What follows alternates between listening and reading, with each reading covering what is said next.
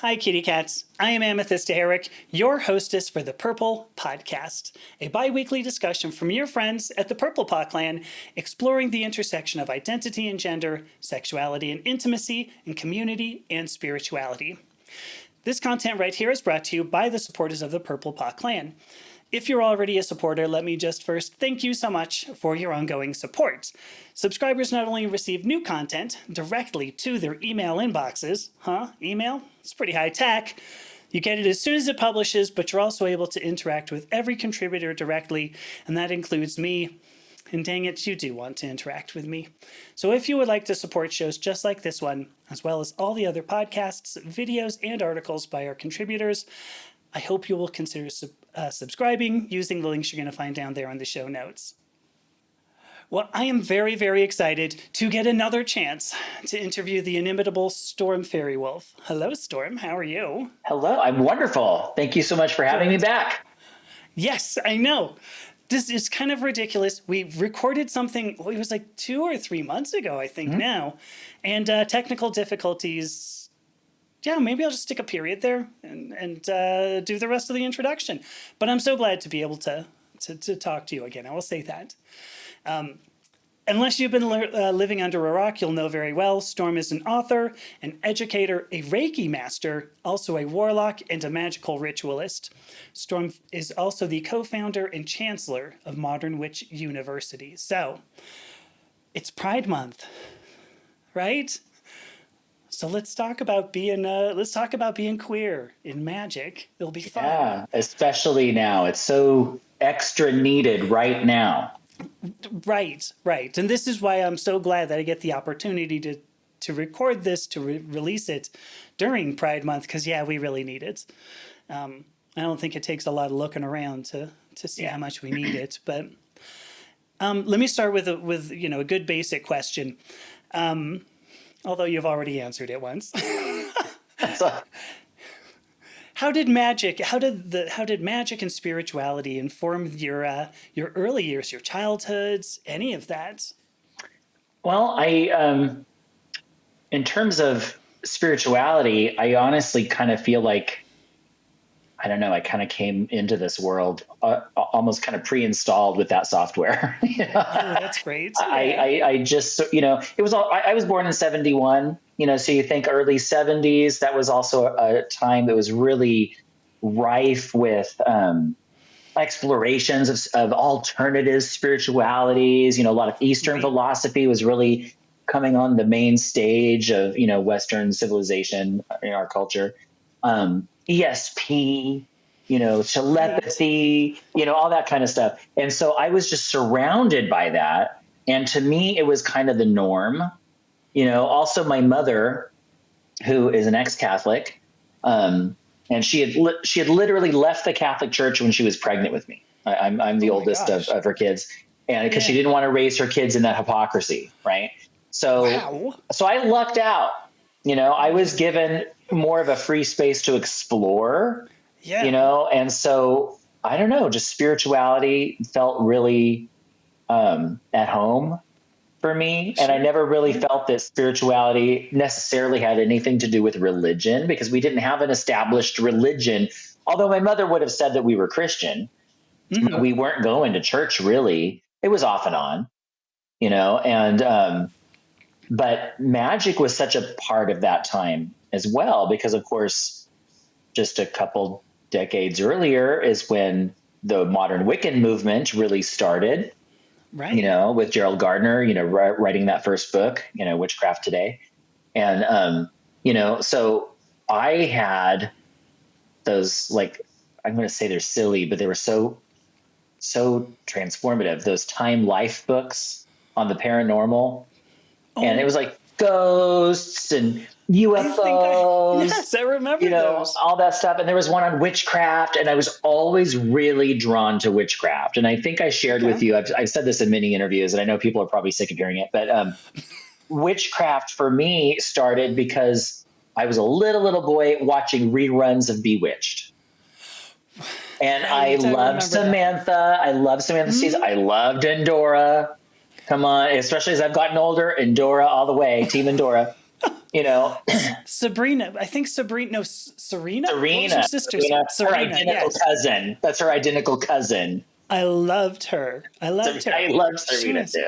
Wait, identical cousins. That's like a Patty Reed show. Right, exactly. It was, right? I could hear the little song. I hear that right now. Totally. It was. I don't know why identical cousins was a trope. I don't know. There you go. Whatever. Shouldn't have been. But I was just enamored with magic, and when I was 2, I told my mom that I was going to grow up and be a witch.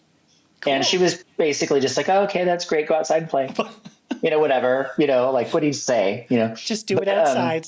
Exactly. Just take it outside. That's fine. No potions in the house, so, but honestly, that was what it was. I did always feel spiritual. I always felt that, everything had a soul. I obviously didn't know it was animism.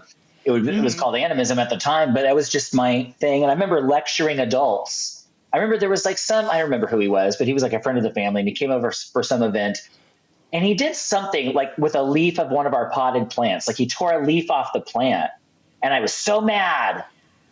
And I told him how bad that was because that plant had feelings, and he was trying to dismiss. Oh, it's just a plant, whatever. I was like, no, it has a soul, whatever. And I was so mad because people didn't seem to treat animals and plants with any respect, right? And so I don't know, but that was at that time. It was separate from witchcraft because my idea of witchcraft was, I want to make things appear and disappear, and I want magic powers. And of course, I'm a little kid, it wasn't about spiritual empowerment, back then. And I will admit, I'm 54. I still want magical powers, and although I kind of do have magical powers, that's kind of the point. We all do. We all have this potential, for that. And I will say, I'm always amazed when it works. And I love that I'm not jaded about it. But when magic works, and I've had some intense examples of like, wow, that worked and effectively and immediately, right? And that happens to me a lot. And I'm still like, wow, that's so cool. Yes. It's real, But you should, right? I mean, just do magic. I mean, what a magical experience. I was actually going to say that. But it's true. You were just giving me compliments about the way that I speak, and I'm going to say magic. Isn't that magical? Oh, Amy, come on. Magic is so magical. Yeah, but it's the kind of thing when something works, right? Because I do the same. I'm always like, I did. Oh wow, yeah, gosh, yeah, right. It's so cool. I think that is a great. I'm glad that that's not gone. I love having that childlike sense of wonder. I have been accused of having like Peter Pan syndrome, because I'm 54 and I'm still like play with toys, whatever. I mean, but I love it. I'm like, I don't take that as an insult. I'm like, no, this is great. I love it. I have the white beard now, but I feel like I look younger than what you'd expect. Absolutely. I mean, I just saw a meme that was like, this is dating myself, but you'll get this. Like, remember All in the Family? Oh my! Remember All in the Family? Yeah. Edith, and Archie. And a meme just came out and says they were 44 and 48. No, they were not. I was like, oh my gosh! What? Wow.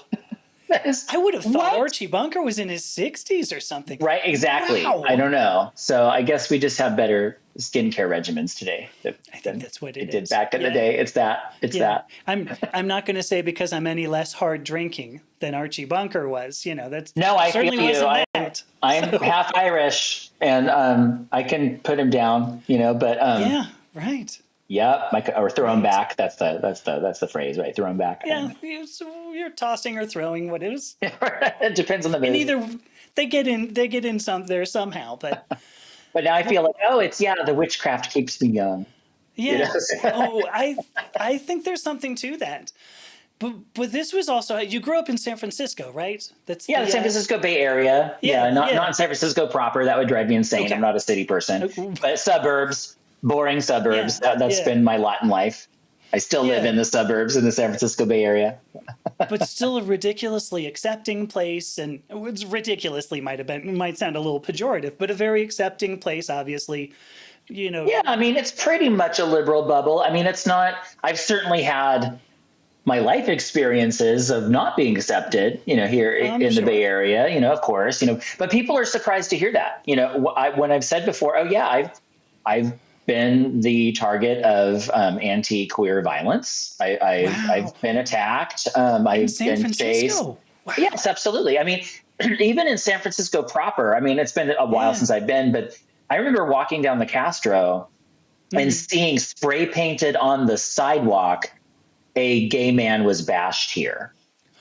And Oh there was like gosh. this movement for a while where when these things would happen, these activists would actually mark out, they'd spray paint on the sidewalk to remind you, hey, you could be in the gayest place on earth, and you're still in danger, Yeah. and Yeah. I think it's important to recognize that, but also it's also important to be able to let our shields down and create safe spaces and be in safe Yes. spaces, because we need that. We can't be on high alert all the time. That's going to be horrible for our health, mental and Right. physical. Right. But also be aware that even in San Francisco, there Yeah. are people that are, not your friends, right? So, but Yeah. I've Yeah. certainly had that living in the suburbs. I had a knife pulled on me once. Yeesh. Yeah. But I had an egg thrown at me from a pickup truck. I mean, fucking cliche, whatever. It's always people in a Yeah. pickup truck. So, but Well, yes. Because whatever. same here, but that was in L.A. County, so but there's so so this is fascinating because I got to tell you, I guess I wouldn't have thought it. I would have thought if any place in California there was the right place to be queer. I'm not sure what I want to put it, how I want to say that. That's close enough. Like if there was ever the right place to be queer, it would be San Francisco. Yeah, How, I think how so. Yeah, but you still deal with people. yeah. Okay, good point. How did Yeah. that push and pull kind of work? Because I know that sooner or later, because you used you in particular, you used the word warlock. You Mm-hmm. talked about witchcraft, but now you used the word warlock. So there's some gendering. Because Yeah. I've spoken to Mara Starling in particular was like, oh Mm-hmm. no, I was always a witch. I would never be a warlock. Mara Starling, of course, is a woman. So Right. Absolutely. So my point was just going to be like, how did all this start sort of tying together? How did it turn into an eternal golden braid of Storm Faerywolf? As you're growing up with all these influences, So especially the queer ones. the Sorry. and of course, and that's I think we have to keep coming back to that. Queer is not like an aside, to what I am and what I do. It's a core foundational element of who I am, and not just sexually. And that's why I like the Sure. word queer, because it is actually so inclusive, Yes. of the weird, of the non-mainstream, and in my understanding, all of magic is queer because it goes against the mainstream rational thought, cause and Yes. effect Right. and whatever. Right. So it's freaking queer. And I reclaim queer precisely because it was used as a pejorative. Growing up, it was an insult, right? So was fairy. That doesn't, I don't think that happens a lot now as an insult, people calling gay men fairies. Maybe it's just Think where so. I am at, but it used to happen in Yeah. the 70s and 80s a lot. And now, of course, I'm an initiate and teacher of the fairy tradition. So I'm like, I gotcha. Damn right. Yeah, Yeah. right. I am a fairy. That's Mr. Fairy to you. And Right. had to Exactly. bring that into part of my name too. It was like, I'm going to claim this, Yes. But Yes. warlock, you Yes. asked about warlock, and it is a little bit playing with gender. Specifically for me, I can only talk about my experience and why I use the term. Yeah. But first, I want to point out that if you look it up in the dictionary, a warlock means a male practitioner of witchcraft. Full stop. Right. Right. That is the Right. dictionary definition. What I often get from pagan people, they try to quote unquote educate me. Well, don't you know that the word really means oathbreaker, deceiver, the betrayer of a covenant? I'm like, no. I That's not what okay. it means. That's what the word originally meant. but that's not how language works. So if Because you it was want to reclaimed. educate me, let me educate you right back. What you're talking Yeah. about when you say, oh, well, the real meaning is this. No, no, no, no. You're talking about its original etymon. And Yeah. to assume that a word's original etymon has any bearing on its current definition is called an etymological fallacy. There's a word for it because it gets done so often. But Right. what I think is funny in the pagan and witch world is they will harp on the word warlock and say, oh, it's this negative thing. And yet they'll use all these other words and they won't bat an eye. And these other words maybe had opposite meanings or different meanings, you know. Right. The Right. word girl used to mean a child of either sex, Yes, I saw you know. that. I've seen that. Yeah. I want to say the word brave, it used to mean cowardice. Oh, that's And not what I so heard. here's Wow. like a totally different, you know, that's the opposite, right? No Yeah. one's using those words in their old school ways. So why warlock? Well, because you got told a story and you believed that story without researching it. And the story was likely from Gerald Gardner, but I know early authors in the witchcraft movement, I think, said this because it made them seem more knowledgeable. Oh, here's this thing Oh, you take for interesting. granted, but it really means this. On the inside, it means this. And now I Yeah. will hear people say, oh, a warlock was a witch who betrayed their coven. Well, there is no evidence of that at all. That doesn't exist before the 20th century. And that was from Oh, yeah. witchcraft authors. Again, I think trying to Yeah. show that they have this specialized insider knowledge. It also could just be a mistake because the original meaning meant the betrayer of a covenant. And as a Christian era word, what covenants do you think are being betrayed? It's the covenants of the church. You know, it's also gender specific because men are supposed to dominate women. And so if you're not, Right. you know, now you're part of this quote unquote lunar religion, there's a high priestess involved. That's not very Yeah. patriarchal. So you're betraying this covenant. So I proudly betray those covenants. I do not align with the Catholic Church, with the Christian Church. I am definitely, if I had any oaths to the Christian Church, let them be deliciously broken, and I will take that on, Oathbreaker. But warlock means a male witch. And because I grew up again in the 70s as a little effeminate gay boy, and I was told many times that I would never be a real man, for Okay. me to call myself a warlock gives me a little bit of gender euphoria. And it gives me an Yes. Oh, opportunity through my craft and through my identification to align with what we might call the divine masculine, which is something I yes. think needs to be invoked and healed because it is the opposite of toxic masculinity. I think true Right. masculinity does not define itself by being not woman-like.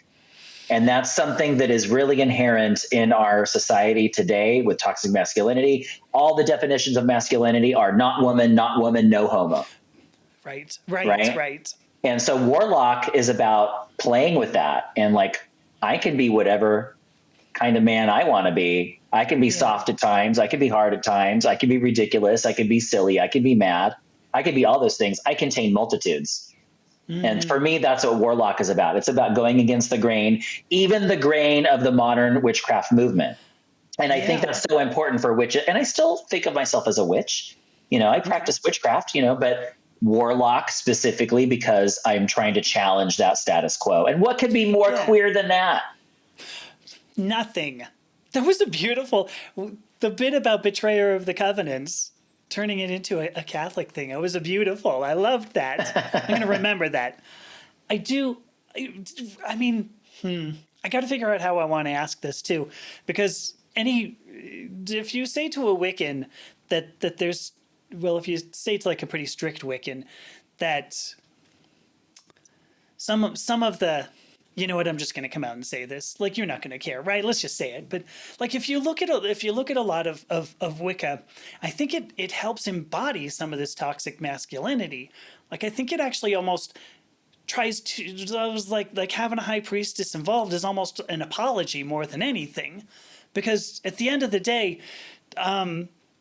usually what we're looking at is not, in my opinion, elevation of the feminine. Mm. I don't see it as elevation, and I guess that's sort of where I'm trying to go here. Is that they're still considered very distinct currents of energy, which I believe with a masculine current, a feminine current. But I feel like if you were going to have something that was going to be a true union, you would show the two as equal. And I don't feel that femininity is elevated. Did I finally get through that to a point where maybe nobody's going to kick me in the teeth? Did I?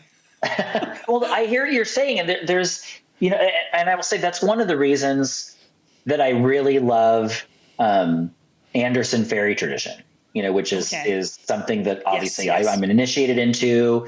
I teach, and it's a big foundational part of my life's work, because there are no gender roles whatsoever. Beautiful. Priest, priestess, priest-ex, whatever term you want to use, we don't care. Cis women can channel the horned god just as easily as a cis man can channel the goddess, the mother goddess, and everything in between and off to the side and upside down, whatever.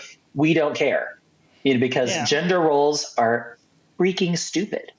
And I think that as a society, as a species, they are so beneath us. Gender roles it's not good for anybody, right? And I'm not telling other people how they should live their lives, except maybe a little. I'm going to come in and say, no, this is stupid. But if you want to live your life, that's fine. But, don't oppress other people and make them fall into, be housed in this little box. We need room to grow and to explore. And so in fairy, again, we have no gender roles. But there's still things I think to explore, within that. There's still a gender binary that gets passed. And I think now practitioners are looking at that and say, how can I redefine this? Because gender is a spectrum, not a I often say it's not a binary, it's quantum. It's yes and. I like that. It's like improv rules, right? Yes and. Right. We're gonna add that on. But a lot of people, we were programmed as kids with gender roles, right? And so there's programming that we have to rewrite. And I think that's our job now as authors and teachers. In the craft movement, it's up to us to redefine that stuff. To help the next generation not feel as boxed in as we were. Yes. And I think when you brought up the gender binary, that expressed what I was trying to say. It's not like I look at Wicca as very, very, this is just my experiences with it, let me leave it at that, has been very gender binary. And in fact, for what it's worth, when I first looked at the fairy tradition, my initial understanding was that it was like a Dianic Wicca, only the opposite direction. I thought it was, for men only as opposed to for women only, which I still think enforces this idea of a gender binary. So I'm glad you educated me on that tradition. Well, I think a lot of people also conflate us with the radical fairies, but I want to say the radical fairies are even more inclusive than they used to be. Really? Okay. And so I mean, that's what I'm thinking. Yeah, because they did start out as they were for gay men. Okay. And I think that had a place. But in recent years, I don't know, last 10, 15 years, maybe, I'm not that versed in radical fairies. I've never been part of that group, but because I'm not really into glitter. Thank you very much. No thanks, craft herpes, but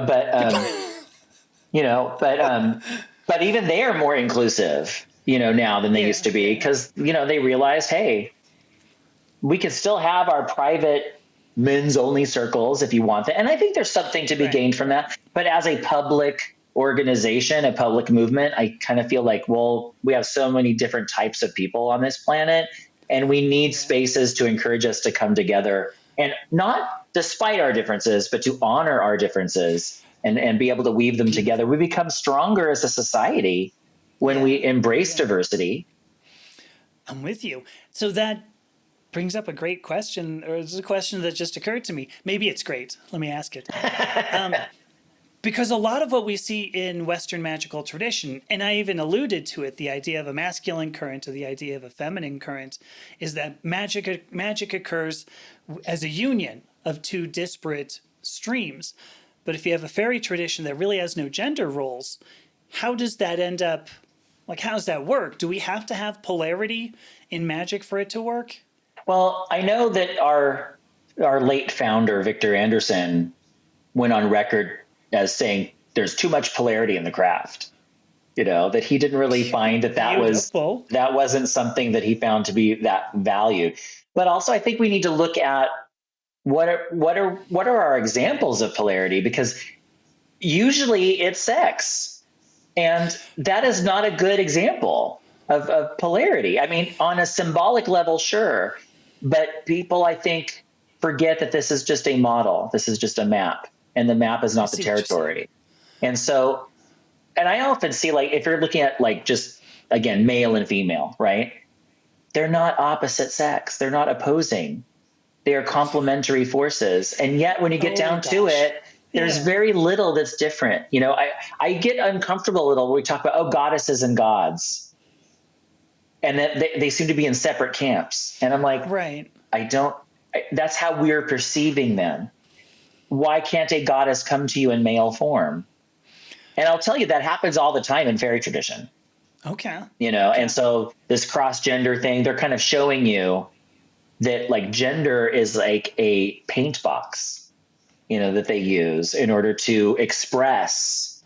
And we're so afraid of that expression. We're such tribal animals, and we want to be accepted, and we're more likely to default to, like, what society wants from us, because we want to be accepted. Right. And I mean, obviously I have a name like Storm Faerywolf that sticks out like a sore thumb, whatever that causes some people to not want to work with me. I kind of feel like that's a good filter, though, because probably, yeah. If you don't want to work with me because I have a crazy name, then I feel like I dodged a bullet, So there's that. But even I want people. I'll admit, I want people to like me. I prefer people to like me than to dislike me. But in my ripe old age of 54, I'm no longer willing to hide myself in order to gain approval. I realized at some point the only approval I needed was mine. Yes. Very and so, true. And am I great at that? No. But that's something I work with. I'm much better at it now than when I was a kid, and hiding and in the closet and all those things. Mm-hmm. I think coming out of the closet as a queer person is a great first step. It's only a first step. But it is a great first step in self-acceptance and the understanding that, no, my happiness is more important than someone else's comfort. Oh, yes. No, I think that's exactly the struggle. I did not, when I asked that question about polarity, and you said, well, our model we use is male and female, I was like, well, yeah. And then you said, but like, men can be feminine and women can be masculine, and I thought, oh yeah, it's right. Like, the sex has nothing to do with nothing. Like, our anatomy has nothing to do with our behavior. Nothing. Nothing at all. There's plenty of soft men and hard women. Yes. And everything in between, and absolutely, and that shouldn't be something to shame. That should be something to encourage. Right. I think, because we want diversity, right? Again, I'm going to come back to, we talked a little bit about this before we started recording today, but, I'm a big nerd, right? And I'm a big, I'm a big we talked about Star Wars, but I'm also a big Star Trek fan. Okay. And, and one of the early things in the original series of Star Trek was this Vulcan symbol of the Idic, which stood for infinite diversity in infinite combinations. Oh, I didn't know that. And this is a Vulcan concept. And it was this idea that, like, that's how you grow. That's how you have strength, is through diversity, Mm-hmm. So I don't know what's the problem with all these right wingers who think they're Star Trek fans that are like, well, when did Star Trek become woke?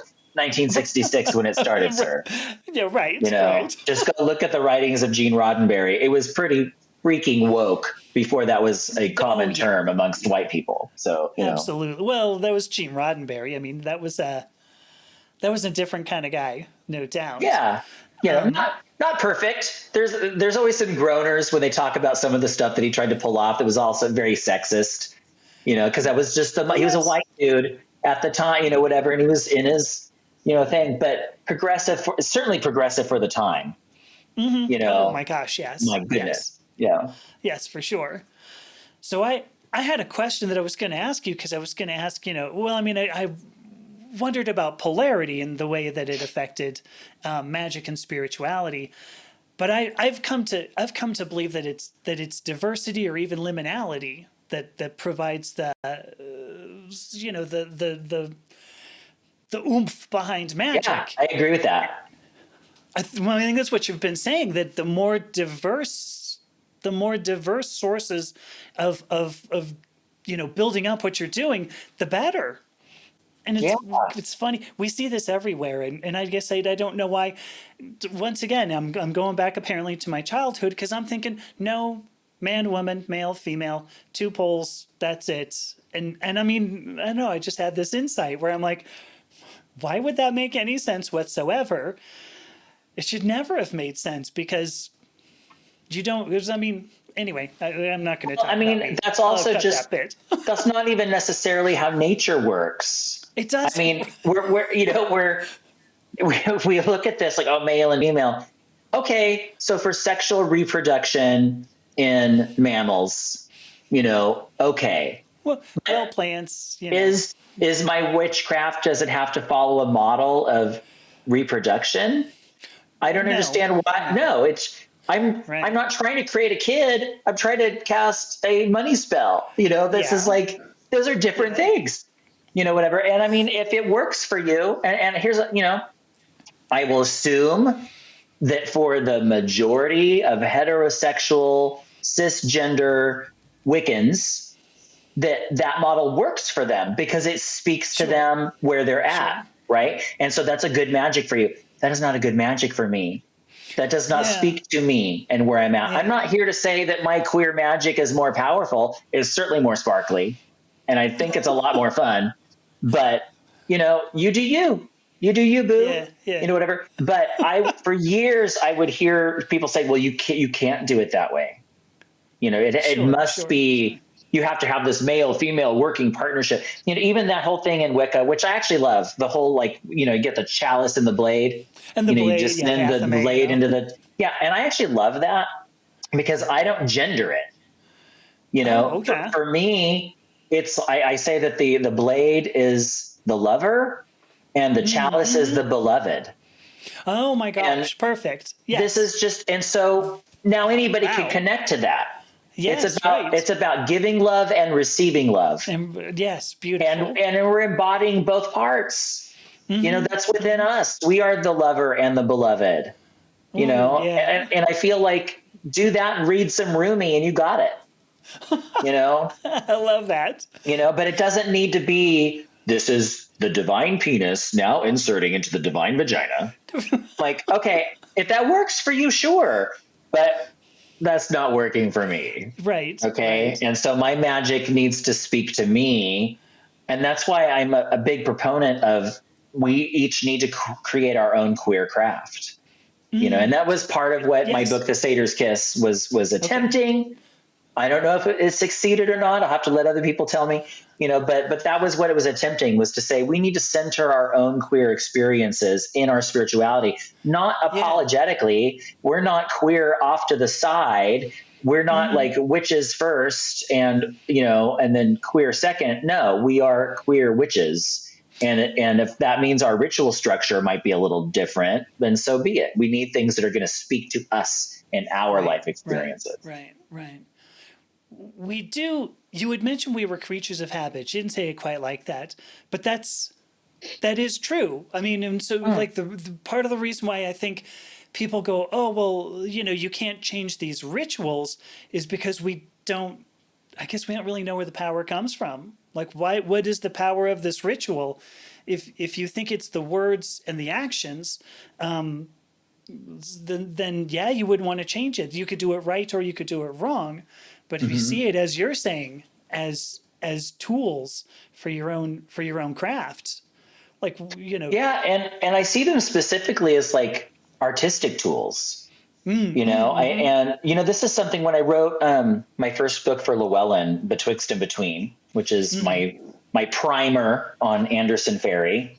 One of the things that really struck me while I was researching that book was the idea that in ancient Ireland, which of course I have a particular romance for ancient Ireland. You know, I'm half Irish. I was raised with those stories. My mother was fiercely proud of our Irish American heritage. You know, but there's this idea in ancient Ireland that spiritual proficiency and poetic proficiency were the same thing.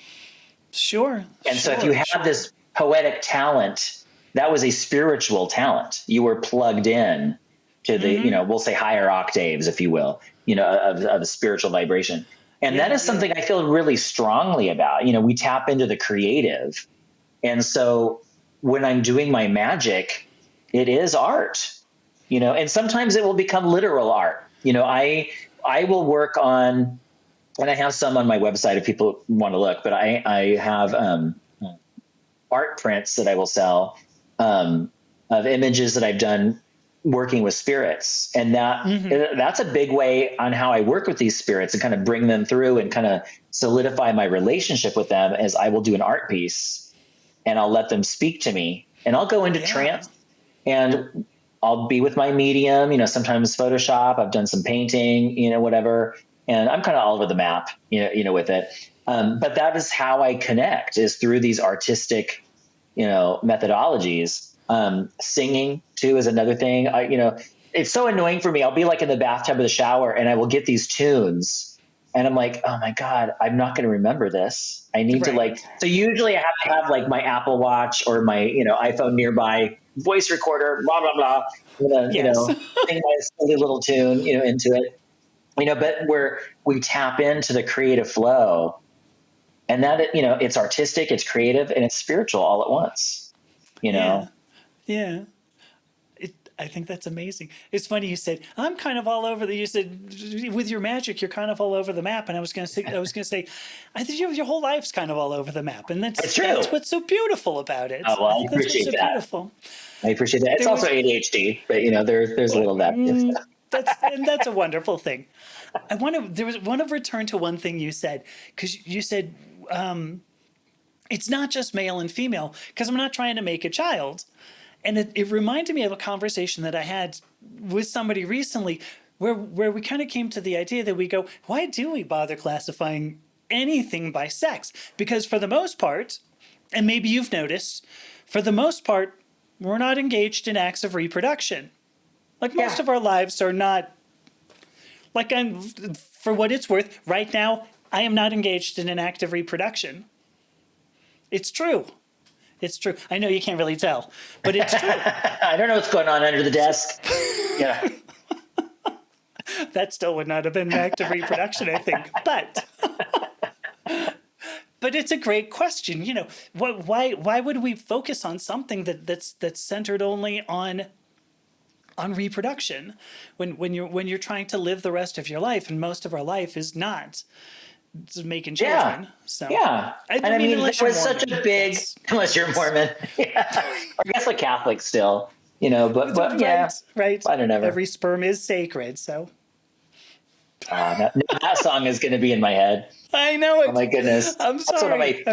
No, I love it. That's one of my favorites, Monty Python. I think that's the meaning of life, right? I think it's the meaning of life. Yes. That's my favorite Monty Python movie, and I guess that's their least favorite. They said they phoned that one in, and I was like, "Oh, come on, guys!" I loved it.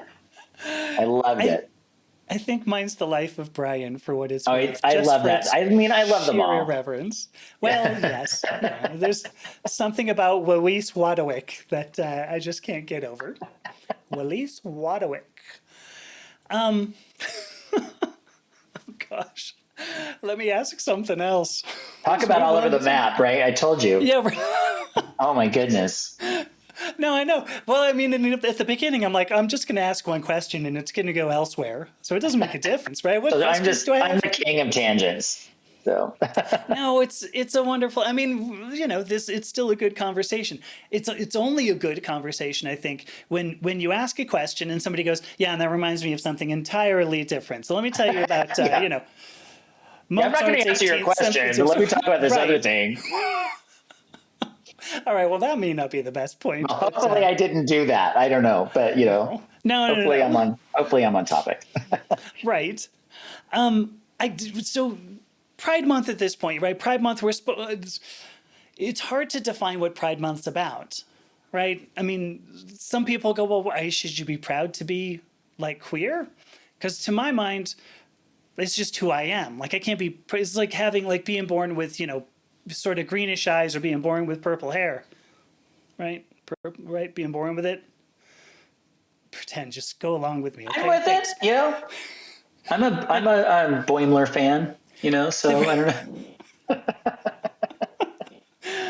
The what the hell was I gonna say? Oh, so it's not like something I can be proud of. I just go, well, I was born this way. Let's bring up Lady Gaga, right? You can't really be proud of it because it's just who you are, but you do have to celebrate it.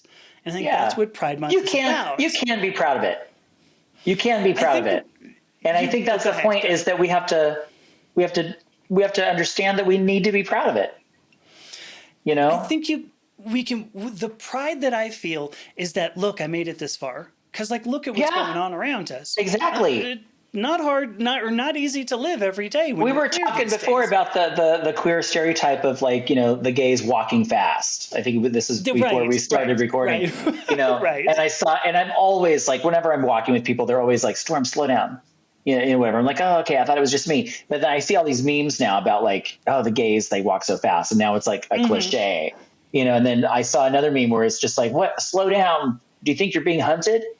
And the response is, yes, actually we are, and I'm like, oh, okay. Kind of chilling, but not inaccurate, whatever. But I don't know. I just kind of feel like, I don't know. Am I proud that I walk fast? I mean, it's just, I'm proud of everything that I am. Because I recognize I need to be. Right. Because if I'm not proud of everything that I am, then they're coming for me. And so I need to shine and I need to be out there and just be who I am and not be afraid of who I am. And sometimes it is about representation and letting other people, see you. And I take it very seriously.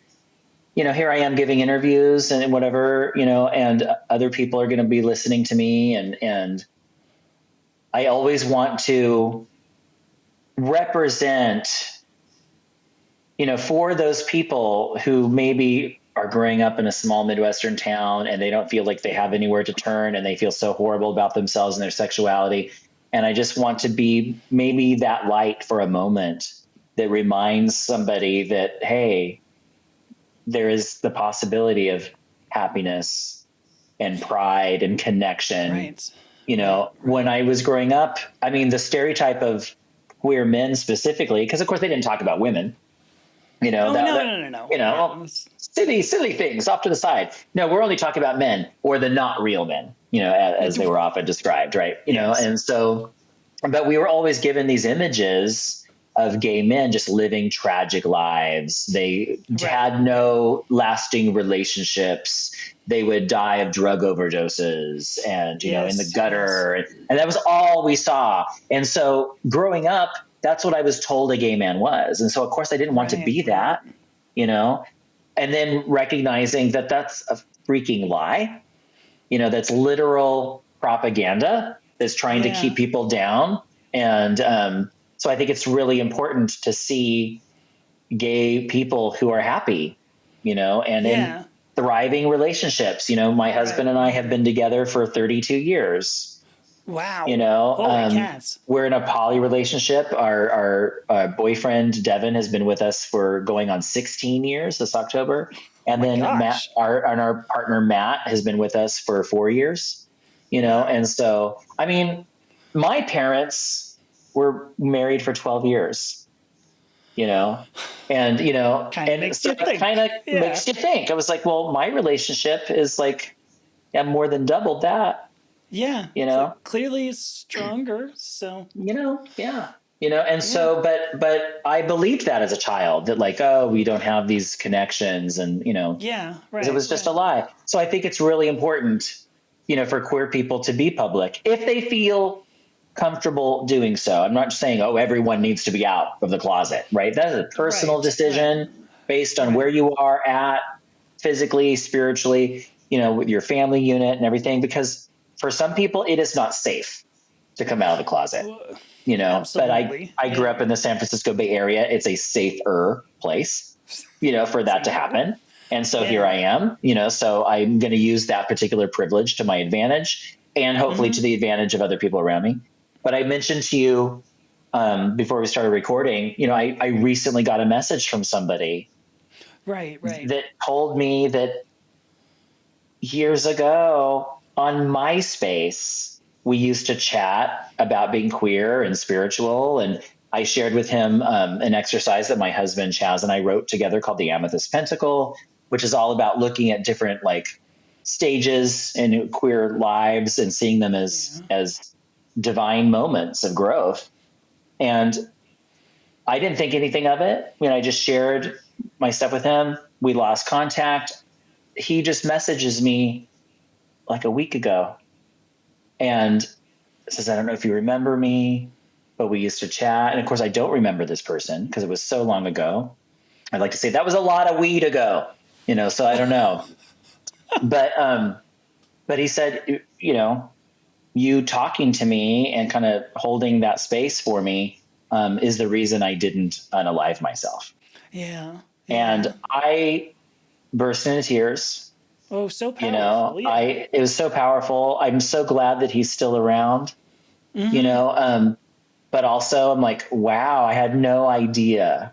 And so I'm kind of sitting with this realization now that none of us really have any idea about who we are influencing, who we are touching, just by talking and being out there and being available.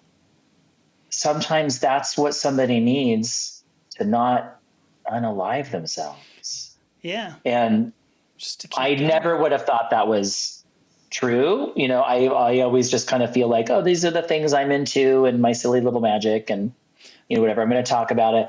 But that's amazing to me. And I wonder how many other people perhaps, my words have touched in a positive way and hopefully not in a negative way. Yeah. You know what I mean? Because, I'm certainly not perfect and I want to approach people with kindness. Do I do that all the time? No, I fail just like everybody else fails. But I try, and so, but I don't know. There's a certain delicacy, I think, involved, a responsibility. And I think the responsibility ultimately is we have to shine and we have to be available on some level for other people. Yeah. We're in this together and none of us are able to do it on our own. But if we are able to be out there and share our words, and here I am, I'm 54. I love who I am. Yeah, I'm a happy person, and I'm super gay, right? I'd like to think you could see it from space, and this is not in sight, right? There you go, just beaming. I just feel like for me, that's my calling.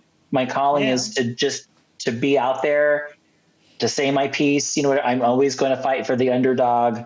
I'm always going to fight for queer people of all stripes. And right now I'm going to say queer people. I mean, it's still a struggle, but the big struggle right now is for trans people. And I feel like trans people are being thrown under the bus and, other non-trans queer people need to stand the F up and say no more. We're not going to do that. There could be no, LGB without the T, right. Come on, first brick and all that, come on, right. So I think we need to show that we can get along and we can enjoy each other's differences. Like, I don't know what it means to be a trans person, but I don't have to in order to respect it. You don't have to understand something in order to respect it. Right. Agreed. Yeah. And, I don't understand the internal struggle because I feel like a dude, right? I was born in this body. So there's one thing that I have privilege on that's not something I had to address. I bet you I could bring up instances of gender dysphoria in your life, but I mean, of course, absolutely. Absolutely. confident. But I just mean growing we have these Go different ahead. experiences, right? Yeah. Oh, And absolutely. and yet we're fucking people. Yes. We're Right. human beings, and at the end of the day, I don't have to understand every detail of what somebody else is going through in order to have compassion for that, in order to have empathy, Yeah. in order to have respect. And Right, that is right. really something I really want us to learn on a society level, that really we need to start with respect. It's not that respect needs to be earned. No. We need to start with a basic level of human respect. You just get that because you are alive. Yes, I agree with that. You sort of struck a nerve when you said all the queer stories were tragic. I thought in my head, I went, no. And then I'm like, well, what were the big ones? Like when I was growing up, I mean, it was Angels in America, right? I mean, everything that was around Angels in America, Hedwig and the Angry Inch. Right, I mean, right. you could possibly even put the Rocky Yeah, Horror Show you into could. that. I'm thinking, remember the movie Jeffrey? No, I Oh my don't. God, Jeffrey's one of my favorites. It's definitely like Okay. an AIDS era queer film, because that's what they're dealing Okay. with. Patrick Yeah. Stewart as a flaming Oh, homosexual, no, I do know that one. Yes. I but don't, it's still I don't remember the tragic. title, but Even though it's yes. hilarious, but it's still Right, tragic. right. The boys in the band, Yes. yeah, What's the other one? But even if you go to like Hollywood stuff, even if you look like Brokeback Mountain, right, yeah. tragic. Oh my How God, come crying all of my our eyes out. stories are tragic? Right? Oh my I mean, gosh. now we're starting to get non-tragic queer stories. Yeah, We have like freaking gay rom-coms now. you're You right. know, and Which, are they're cute. cheesy, I think it's whatever. fun. No. But I love that they exist because it's Yes, filling a need, and I agree. Yeah. it really shows you too. It's like we're just humans. It's the same formula. Yeah. Yeah. It Yes, works. I know. Either way, whatever genders are involved, it's the same story because it's humans falling in love and dealing with all the challenges thereof. You It know, is and so beautiful. it reminds us that we're more the same than we are different. It's always been true, and how is it that we lose sight of that every single day? I don't Yeah. know. And so it's I got important to one keep more. talking about it, Right, right. And that's why I got one more question for you, which is a fun one. I like this one. Can you just explain how your fairy tradition is a reflection of your pride? Yeah. I Well, I think you mean, did it just for the past on 10 the, minutes, but do it again. first, just with the name Fairy, because again, that was an insult in the 70s and Yeah, 80s. yeah, And yet I always was drawn to like fairy magic because again, that Irish thing, the little people and whatever, and yeah. the weird, the liminal weirdness, right? Um, and so right there, it's a point of pride because I took this insult and turned it into a title of power, Right. and probably helped me seek out this tradition. It's like, oh, it's called fairy. I must be interested, right? Yeah, Um, yeah. but it's a point of pride because it's empowering, and this is one of the reasons, I'd say the main reason that I teach, within the modality of fairy tradition, because I did find it to be so healing and so powerful, so validating, Yeah, of the queer experience without being specifically queer in the sense that people usually think of that right, term. right, It's right. not necessarily sexually queer, although we've got some myths. I mean, our creation myth is queer and trans, really. Ooh, I gotta Our go check this out. our star goddess, like everything is the star goddess, and Yeah, okay. in a nutshell, it says, she floated in the empty expanse that was her body. This is like before the Big Bang. And she looks into the curved mirror of black space and she sees her own reflection and she falls in love. And so Oh, this is already queer. She falls in yeah, love with her own yeah. reflection, which then takes it on its own life force. They embrace, and it is said from the goddess's divine orgasm, the universe was born, right? Well, the star goddess, is all of potential. So she's not just a she. We might say Right. they, they are encompassing all, pre-gender, as my friend T. Thorne Coyle would say. The star goddess is pre-gender. Perfect. And then she gives birth to the god, the blue god in Faery, who is post-gender. Oh You my know, gosh. he's androgynous, and all the thing. And he usually comes to me as a he because I'm a gay dude. But in the traditional teachings, he has a penis, but also breasts. He is somewhat effeminate. I often think of him in queer terms as like the divine bottom. He's alluring, he's soft and silks and sensuality and all that. And yet here is in our craft, in our traditional craft, he is the original god. Yeah. And he is not the horned god of masculinity and warriorship. He's a god of music and sensuality and sexuality. And that is so decidedly different than like the Wiccan model, right? Right. And so that was another thing that really drew me. The blue god specifically, I think, was one of the big draws for me because it resonated with me as a little queer boy because I was soft and I was more sensual and all of these things. And suddenly here is this myth that spoke to me where I was. And it said, not only are you okay, but you're magical, you're special. And that's really something I think I wish more queer people understood about ourselves is that historically we're magical and special. In ancient pre-Christian societies, the queer people, however they'd fit under this modern umbrella, they were often the shamans and the priestesses and, the ones who were doing the magic because they were in that liminal space. Right. Right. And so again, we're back to liminality, not polarity. Right. And it's beautiful. Thank you. The blue god. It's funny you said it appealed to you, and I was thinking it appealed to you as a little kid, and I'm like, it's appealing to me right now. I think I'm getting a little funny feeling. I love the blue god. I mean, there's a couple different aspects of the blue god. This in particular, his name is Johnny Gloss, and he's also said to be our own god soul. So here's this paradox. He's a god in his own right, but he's also our own personal god. Who's a part of ourselves. And so that's a paradox that we have to meditate on. And in part, I think it's a mystery, it's a mystery, but I think part of it is also, it's easier for us humans to seek divinity outside ourselves. And this to me is this way to kind of like coax that in. We're going to approach him. Oh, Gianna Glass, this beautiful spirit. And then over time we recognize, but he's really part of me. And maybe I can feel myself as that divinity now, so. I think that's doubly hard for those of us in the queer community to try to find divinity within.